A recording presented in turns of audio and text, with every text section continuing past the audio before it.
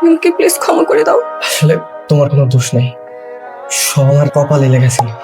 আমি আসলে খুব আশা নিয়ে এসেছি, আপনার ফিরিয়ে দিবেন না। আচ্ছা, আপনি এত করে যখন বলছেন, আপনি আমার অ্যাসিস্ট্যান্ট ইয়ামিনের সাথে কথা বলেন, বাদ বাকি আমি দেখছি। Thank you sir. এই গুন্ডি বাদে নাম হুই ডার্লিং তেরে লিয়ে। কি মোহাব্বত। স্যার আসলে হয়েছে কি, এই মেয়েটা আমার কেরাস, আর এই যে আমার সিনজিটা দেখতেছেন, এটা আমার কলিজা। এই কারণে দুইজন আমি রোজ একসাথে চুমা। হয়েছে, বুঝছি। তোমার যদি এগুলো শেষ হয়ে থাকে তাহলে চলো ফার্ম গেট চলো, আমার অফিসে লেট হয়ে যাচ্ছে। জি স্যার, ওঠেন ওঠেন। শোনো মুন্না, তুমি যে তোমার সিএনজিতে চুমো খাও এটা ঠিক আছে, কিন্তু তুমি এই মেয়েটাকে তো চেনো না, জানো না, ওকে চুমো খেয়ে তোমার লাভ কি? আরে স্যার আপনি কি কইতাছেন, চিনি তো, উত্তরাতেই থাকে, ওর নাম হলো মুন্নি। বাবা, তোমার নাম মুন্না, ওর নাম মুন্নি, ভালোই তো মিল। ও স্যার ঠিকই কইছে, ওনারা সব কিছু সেটিং করে পরে দুনিয়াতে বাড়াইছে। শোনো মুন্না, তোমার একটা কথা বলি, ছেঁড়া কথা শুয়ে লাখ টাকার স্বপ্ন দেখা ভালো না। ওর হচ্ছে সেলিব্রিটি। স্যার ও তো ওর সেলিব্রিটি না, টুকটাক মডেলিং টডেলিং করে। তুমি তো দেখছি সবই জানো। ওই কেন লাগাই দিছ, এই আমার কলিজার মধ্যে লাগাই দিছ, বাইরা বাইরা কইতাছি। এই বড়, এই পটপটি, তুই সিএনজি চালা না রিকশা চালা? বড়, তোর আগে দেখি রিকশা চলে যায়, এটা সিএনজি না অটো রিকশা। এই বড়, তুই নিজে গাড়ি চালাতে পারোস? হ্যাঁ, গাড়ি চালাতে পারোস তো? তুই আমার কলিজার টুকরা সিএনজি তে লাগাই দিছ, আমার কথা শুনে গারাম কিন্তু তোরে। আরে ম্যাডাম, আপনি রাস্কেল কোথাকার, তোর এত বড় সাহস, ড্রাইভারের সাথে তুই খারাপ ব্যবহার করছিস। এইসব ছোট লোক বদমাইশদের জন্য আজকাল রাস্তায় বের হয়ে কোনো শান্তি পাওয়া যায় না। 2 টাকা করে একটা সিএনজি চালিয়ে এমন একটা ভাব নিচ্ছে যেন সে এরোপ্লেন চালায়। আমি আছি তো, আপনি একটু ভিতরে যে বসেন, আমি বিষয়টা দেখতেছি। ভিতরে যান, যান প্লিজ।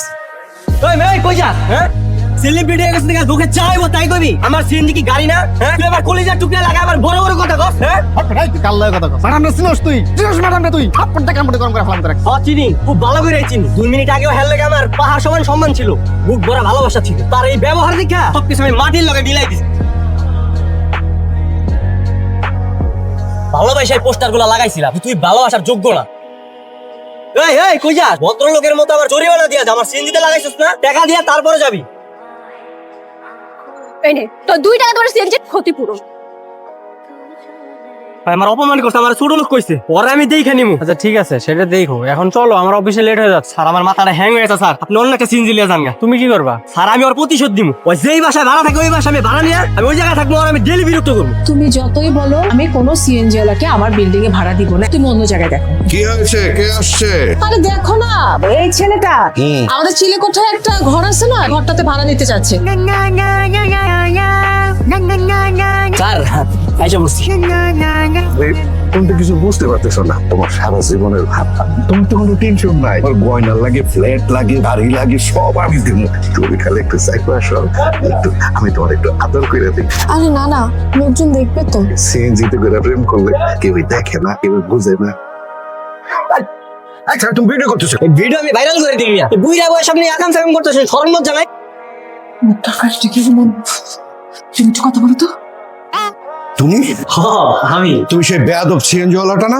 চাচা আপনি ঠিকই ধরছেন। তুমি এখানে কি চাও? আইছিলাম তো ওই যে বাসা ভাড়া নিতে, আপনি উপরে দিলে ওঠা রুম আছে না, ওইটা আমি বাসা ভাড়া নিতে আইছিলাম। তোমার আন্টি দিতেছিল না, তুই এখন তো আপনি আয়া করছেন। আমার বিশ্বাস রুম দাম ভাড়া দিবেন। প্রশ্নই আসে না, তোমার মতো ফাজিল ছেলের কাছে আমার ঘর ভাড়া দেবো না।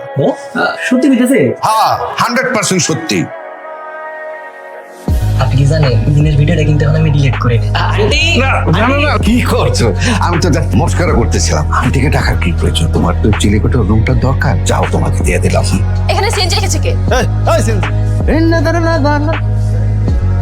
ম্যাডাম আমি রাখছি, এখন থেকে আমার সিএনজি এখানেই পার্কিং করব। তুই ম্যাডাম, আমাদের নতুন বাড়িটা আজকে উঠছে। ভাড়াটিয়া মানে তোকে কি ভাড়া দিয়েছে? কেন ম্যাডাম? ওই যে যে ভাড়া দিছে না, উনি তো আমার ভাড়া দিছে। মানে কি ভাইটা কি মগের মুলুক নাকি যে যাকে খুশি তাকে ভাড়া দেবে? ম্যাডাম, হারুন তো লোক ভালো না, চিন্তা করে দেখছেন, মানে একটু টাকা বেশি পাইছে বলে সিএনজি টিএনজি অটো পটপট এখানে ভাড়া দিয়ে দিই। ওয়েট, আমি দেখছি। এবার বুঝাবো মজা। আঙ্কেল আরে মিস মুন্নি, কি হয়েছে? আঙ্কেল আপনি নাকি এক সিএনজি ওয়ালাকে বাসা ভাড়া দিয়েছেন? এই হয়েছে কি, ছেলেটা মেধাবী, সৎ, পরোপকার, তাই দিয়েছে। আপনাকে চেনেন? ওর মতো বেয়াদব ছেলে পৃথিবীতে আর একটাও নেই, আর আপনাকে সৎ পরোপকারী বলছেন। আঙ্কেল দেখুন, ওকে এক্ষুনি বাসা থেকে তাড়িয়ে দিন। মিস মুন্নি, বাড়িটা কিন্তু আমার। আমি কাকে রাখবো কাকে রাখবো না সেটা আমার ব্যাপার, তাই না? আঙ্কেল আপনি সামান্য একটা সিএনজি ওয়ালার জন্য আমার সাথে এইভাবে কথা বলছেন? মিস মুন্নি, সিয়ঞ্জলও মানুষ, আপনিও মানুষ। আমার চোখে দুজনেই সমান। এত হাইপার না হয়ে বাসায় যান। দেখেছো বাবা, তোকে বলেছি না কত বেয়াদব। এখন রাত 10টা বাজে, সে এখন উচ্চ ভলিউম দিয়ে গান বাজাচ্ছে। বাড়িওয়ালাকে জানাতে হবে। ঠিক বলেছো। হ্যালো হারু সাহেব, আপনি এখন কোথায়? আমি তো নাই, নাই মানে? আমি শ্বশুর বাড়ি আসছি, তোমার আন্টিও আসছে। কেন, কোনো দরকার? সৎ পরোপকারী ছেলেটি রাত 10টা বাজে লাউড স্পিকার দিয়ে গান শুনছে। আপনি তো জানেন আমার বাবা খুব অসুস্থ। এমন চলতে থাকলে আমরা এখানে থাকবো কি করে বলুন? শুনুক না, বাধা দিতে লাভ কি? তুমি এক কাজ করো, একে তুলা আছে, তুলা? কেন? তুলা কানে গুজে তারপর বসে থাকো, নাহলে আওয়াজটা শোনা যাবে না। আপনি একটা ছাগল। ভাই আমি আইতেছি ভাই, ও তো এখন আইতেছি। মন বল লাগে এখন। ভাই তো যখন ভাই আমি গাড়ি কোন যাও। কেন? আমার সিএনজি বাইক উঠবে এখন। আমার গাড়ি আমার যখন ইচ্ছে আমি তখনই সরাব। মানে বুঝলাম না, আপনি যা করবেন তাই হবে নাকি? কেন হবে না? টাকা দিয়ে বাসায় থাকি। তার মানে আপনি আপনার গাড়ি চড়াবেন না, সরাবো না।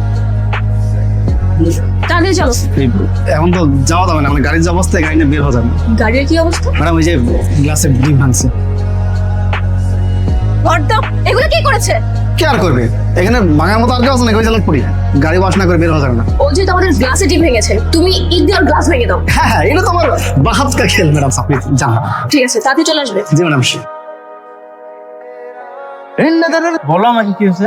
জি স্যার, প্রেম দিতে ওই মুন্নি না, তুমি যেহেতু মেয়েটারে ভালোই বাসো, তাহলে এই যে টম এন্ড জেরির মতো সম্পর্ক করে রাখছিলাম। স্যার। একটা ভালোবাসা যখন আরেকটা ভালোবাসার লাথি দেয় না, তখন ভালোবাসার ভালোবাসা থাকে। আরে মিয়া, তাহলে তুমি ওই মেয়েরে ভালোই বাসো। না না স্যার, আমি ওরে ভালোবাসি স্যার। তুমি যেহেতু ওই মেয়েটাকে ভালোই বাসো, তাহলে এই যে টম এন্ড জেরির মতো ঝগড়া না করে ওরে পটানোর ট্রাই করো। আর শোনো, এরকম সিএনজি আসবে যাবে, কিন্তু মুন্নি কিন্তু একজন। আর মেয়েটাকে তো আমি দেখছি, পোস্টারের অনেক সুন্দর আছে। স্যার আপনি তো ঠিক কইছেন, কিন্তু স্যার আমার কি করা উচিত বল? তুমি একটা কাজ করো, একটা ফুল নিয়ে গিয়ে ওকে প্রপোজ করে দাও। কি করতেছেন স্যার? আমার মতো সামান্য একজন সিএনজি ড্রাইভার ওরা প্রপোজ করলে কি রাজি হইব? মেয়েটা তো মডেল, তুমিও তো দেখতে শুনতে কম না, স্মার্ট আছো। তুমি যদি একটা সুযোগ পাও, ওই মেয়ের সাথে অনেক ভালো করতে পারবে। জীবন পরিবর্তনের জন্য একটা সুযোগই যথেষ্ট। কখন কার জীবনে কি ঘটে যায় এটা কেউ বলতে পারে না। আপনি যেহেতু আমার সাহস দিচ্ছেন স্যার, আমি কালকে আর প্রপোজ করব। আমি না তোমার অনেক পছন্দ করি, এই কারণে যে আমার সিএনজি কলিজার টুকরা ওইটাতে শুধু তোমার পোস্টার লাগাইছিল।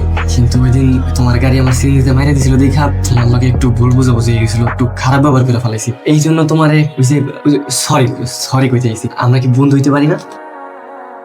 সামান্য একটা 2 টাকা দামের সিএনজি ওলা হয়ে তুই আমাকে প্রপোজ করতে আসছিস? আমার সাহস হয় কি করে? এগুলো তোমার কাছে একটা ফুলের পাপড়ি হতে পারে, কিন্তু এটা আমার কাছে ভালোবাসা। জানি পৃথিবীতে সবসময় দুই পক্ষ দিয়ে ভালোবাসা হয় না, এক পক্ষ থেকেও ভালোবাসা হয়। সেই এক পক্ষের ভালোবাসাটা না হয় আমি তোমারে দিলাম, আমি তোমার সবসময় এইভাবে ভালোবাসা দেবো। তোমার প্রত্যেকদিন একটা করে গোলাপ ফুল দেবো। তুই কি আমার পিছু ছাড়বি না? না, আমি একদিন ফেবিকলের রাখার মতো তোমার পিছনে লেগে গেছি। বেয়াদব।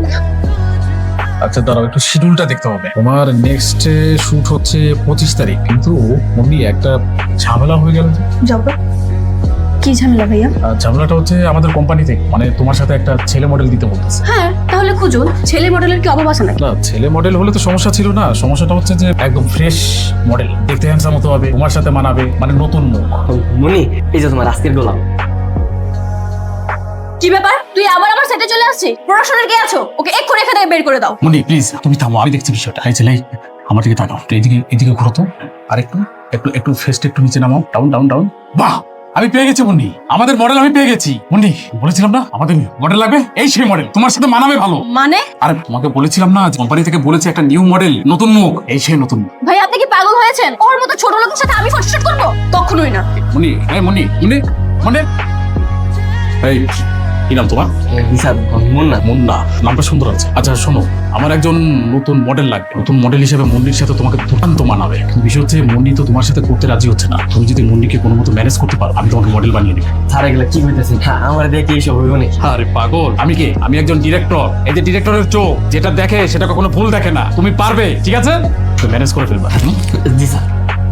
তুমি রেঞ্জ দিয়ে ওর সিএনজি সব নাটবল্টু খুলে ফেলো, তারপরও মজা বুঝবে। বের হবে না গাড়ি নিয়ে, তখন অ্যাক্সিডেন্ট, হাত পা ভেঙে ঘরের মধ্যে বসে থাকবে। ম্যাডাম বলছি, এইটা একটা রিস্কি কাজ, তাই না? এই বলস তো বলা যায় না, দমদম করে আয়া করতে হবে। আপনি কাজ করেন, সিএনজির ওই পাশে একটু পাহারা দেন, আমি তো বেশি করে তারগুলো সব কেটে দিবেন।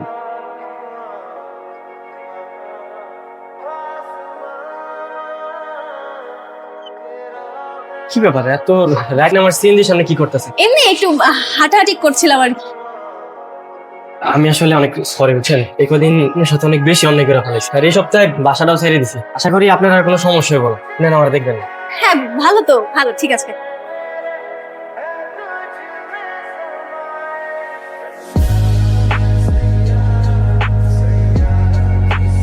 আঙ্কেল, আঙ্কেল আপনার কি হয়েছে? আঙ্কেল, আঙ্কেল আপনি চিন্তা করুন না, আমি আপনার হাসপাতালে নিয়ে যাবো।